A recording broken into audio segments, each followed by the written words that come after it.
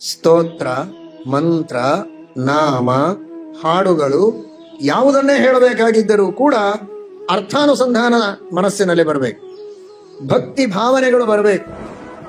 ಮನಸ್ಸು ಭಕ್ತಿಯಿಂದ ತೊಯ್ಯಬೇಕು, ಒದ್ದೆ ಆಗಬೇಕು.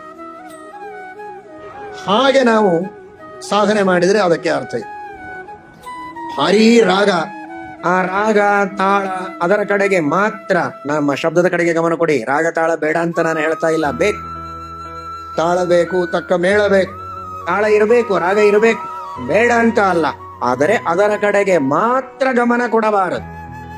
ರಾಗ ತಾಳ ಇವುಗಳ ಕಡೆಗೆ ಗಮನ ಕೊಡುವಂತೆ ವಿಶೇಷವಾಗಿ ಭಗವಂತನಲ್ಲಿ ಮನಸ್ಸನ್ನು ಇಡಬೇಕು, ಭಗವಂತನಲ್ಲಿ ಭಕ್ತಿಯನ್ನು ಮಾಡಬೇಕು.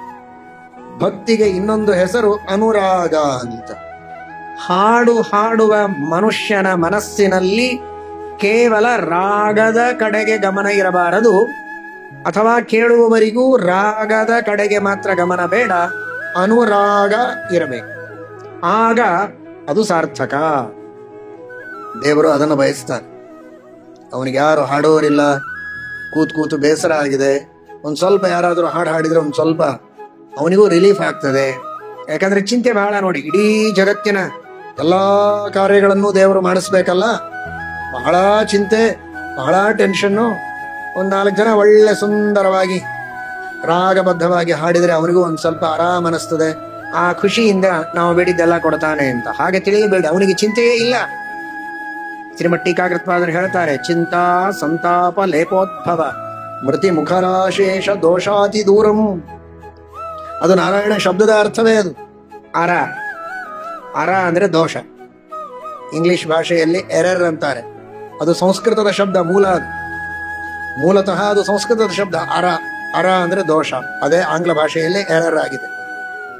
ಅದು ಸಂಸ್ಕೃತದಿಂದಲೇ ಆಂಗ್ಲ ಭಾಷೆಗೆ ಬಂದದ್ದು ಅಂತ ತಿಳಿದುಕೊಳ್ಳದೆ ಇರೋದು ನಮ್ಮೆಲ್ಲರ ಎರರ್. ಅದು ವಾಸ್ತವಿಕವಾಗಿ ಅರ ಎಂಬ ಶಬ್ದದಿಂದಲೇ ಬಂದದ್ದು ಎರರ್ ಅನ್ನುವುದು. ಹೀಗಾಗಿ ನ ಅರ, ಅರಾಯಣ ದೋಷಗಳಿಗೆ ಆಶ್ರಯ ಅಲ್ಲ ಪರಮಾತ್ಮ. ಯಾವ ದೋಷಗಳು ಅವನಲ್ಲಿಲ್ಲ, ಚಿಂತೆ ಇಲ್ಲ. ಈಗ ನಮಗೆಲ್ಲ ಇಲ್ಲಿ ಕುಳಿತು ಶಕೆ ಆಗ್ತಾ ಇದ್ರು, ಬಿಸಿ, ಶಕೆ, ಬೆವರು. ದೇವರಿಗಿಲ್ಲ, ನಮಗಿದೆ. ನಮ್ಮೊಳಗೆ ದೇವರಿದ್ದಾನೆ, ಅವನು ಆನಂದವಾಗಿದ್ದಾನೆ.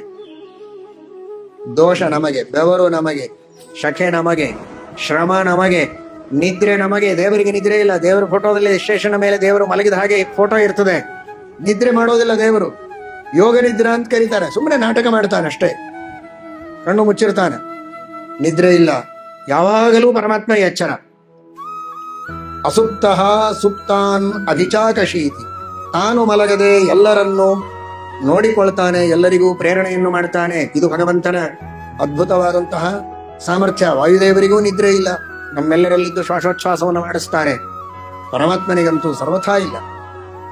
ಅಂತಹ ಆ ಭಗವಂತ ಯಾವ ದೋಷಗಳೂ ಇಲ್ಲದೆ ಇದ್ದವ, ಅವನಿಗೆ ಚಿಂತೆ ಇದೆ. ಅವನ ಚಿಂತೆಯನ್ನು ಕಡಿಮೆ ಮಾಡೋದಕ್ಕೆ ನಾವು ಒಳ್ಳೆ ರಾಗದಿಂದ ಹಾಡಿ ಅವನಿಗೆ ಸಮಾಧಾನ ಮಾಡ್ತೇವೆ. ದೇವರಿಗೊಂದು ಸ್ವಲ್ಪ ರಿಲೀಫ್ ಆಯಿತು ಅಂತ ಏನಾದರೂ ಮನಸ್ಸಿನಲ್ಲಿ ಬಂದ್ರೆ ಮಹಾಪಾಪ, ಅದರಿಂದ ನರಕವಾಗುತ್ತೆ. ಎಂದಿಗೂ ದೇವರಲ್ಲಿ ದೋಷ ಚಿಂತನೆ ಮಾಡಬಾರದು. ಹಾಗಾದರೆ ಅನುರಾಗ, ಆ ಪರಮಾತ್ಮನಲ್ಲಿ ನಾವೇನು ಪ್ರೀತಿಯನ್ನು ಮಾಡ್ತೇವೆ, ಭಕ್ತಿಯನ್ನು ಮಾಡ್ತೇವೆ, ಅದಕ್ಕೆ ದೇವರು ಸಂತೋಷ ಪಡ್ತಾನೆ. ಅಂತೂ ನಾನು ಮಾಡಿದ ಉಪಕಾರವನ್ನು ಅರ್ಥ ಮಾಡಿಕೊಂಡನಪ್ಪ ಇವ ಅಂತ ಸಂತೋಷ ಪಡ್ತಾನೆ. ಅದರಿಂದಲೂ ದೇವರಿಗೆ ಲಾಭ ಏನಿಲ್ಲ. ಆದರೆ ನಮ್ಮ ಕರ್ತವ್ಯವನ್ನು ನಾವು ಮಾಡಿದ್ದಕ್ಕೆ ಸಂತೋಷಪಟ್ಟು ದೇವರು ಅನುಗ್ರಹ ಮಾಡ್ತಾನೆ.